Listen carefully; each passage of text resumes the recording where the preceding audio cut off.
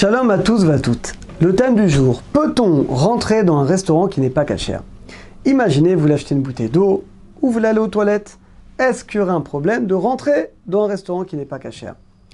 La Torah nous dit, c'est un verset dans Bamidbar, dans le 32e chapitre, Ve'etem nekim me'Hashem ou me'Israël. On doit être bien, on doit être innocent, non seulement vis-à-vis d'Hachem, mais également vis-à-vis du peuple d'Israël. Alors vis-à-vis d'Hachem, c'est évident, on ne doit pas faire une action que la Torah interdite. Mais qu'est-ce que ça veut dire d'être innocent vis-à-vis du peuple d'Israël?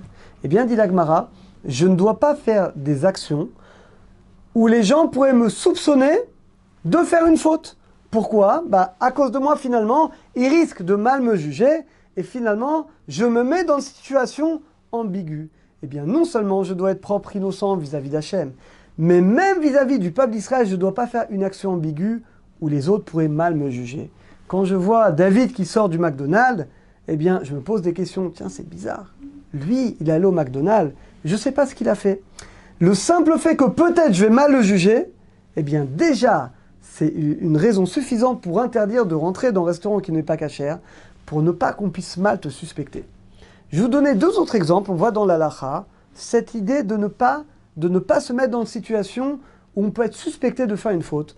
On va dans Ilchot Shabbat, dans les lois de Shabbat à la fin du Siman 301. Vous savez qu'on n'a pas le droit d'étendre du linge pendant Shabbat. Pourquoi? Imaginez, vous avez fait une lessive avant Shabbat. Vous n'avez pas eu le temps de l'étendre. Vous avez allumé vos bougies, Shabbat est rentré. Vous voulez étendre votre linge. Vous n'avez pas le droit. Pourquoi? Il n'y a pas d'interdit de la Torah d'étendre du linge. Eh bien, nos sages l'ont interdit parce que si moi je vous vois étendre votre linge, je risque de vous suspecter de l'avoir lavé pendant Shabbat. Or, laver est un des 39 travaux interdits de Shabbat qu'on appelle Melaben. Vous allez me dire, mais c'est son problème. Moi, je fais ce que la Torah permet. Si l'autre, il veut mal juger, c'est son problème. Non. La Torah dit, tu dois être innocent pour toi, vis-à-vis d'Hachem, mais également vis-à-vis des autres. Tu ne dois pas te mettre dans une situation ambiguë. Or, vous allez me dire, je vais l'étendre dans la salle de bain, personne ne me voit. C'est quand même interdit. C'est-à-dire que je ne peux jamais faire une action où il y a un risque, finalement, que quelqu'un risque de mal me juger, ou tout simplement de faire une action qui reste ambiguë.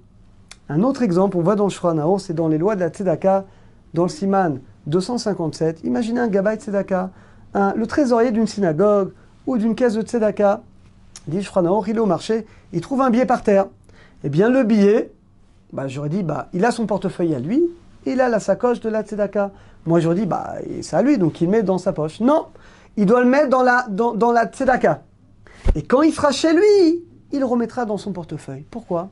Parce que je veux pas que peut-être quelqu'un, il n'a pas vu le début, et quelqu'un, il va voir qu'il a pris de l'argent, et finalement qu'il a mis dans son portefeuille à lui. On ne veut pas qu'on risque de le suspecter, de prendre l'argent de la Tzedaka pour lui. À cause de ça, les Chachamim m'ont dit, si tu es devant des gens, l'argent, tu la mets dans la Tzedaka, et après tu feras tes comptes, il est forcément digne de confiance, sinon on ne le laisserait pas gérer la caisse. C'est-à-dire, on voit de ces différents exemples, je n'ai pas le droit de me mettre dans une situation ambiguë. Donc là également, j'ai pas le droit de rentrer dans un restaurant qui n'est pas cachère, même si c'est juste pour acheter une bouteille d'eau, même si c'est juste pour faire autre chose. Pourquoi? Parce que finalement, je me mets dans une situation où on risque de me juger négativement, et moi, je vais provoquer à cause de cette situation que l'autre, il risque de mal me juger. Or, la Torah dit, tu dois être innocent non seulement vis-à-vis d'Hachem, mais également vis-à-vis d'Akadosh Baruch Hu.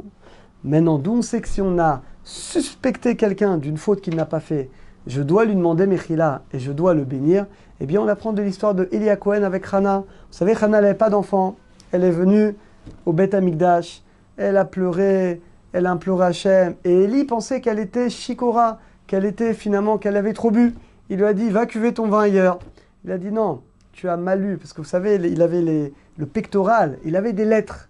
Et lui, il a lu Shikora, mais en fait, il ne fallait pas lire Shikora, il fallait lire Keshera. Hana est une femme Keshera, une femme juste, ou alors Kesara, comme Sarah, ce sont les mêmes lettres, c'est juste la manière de lire.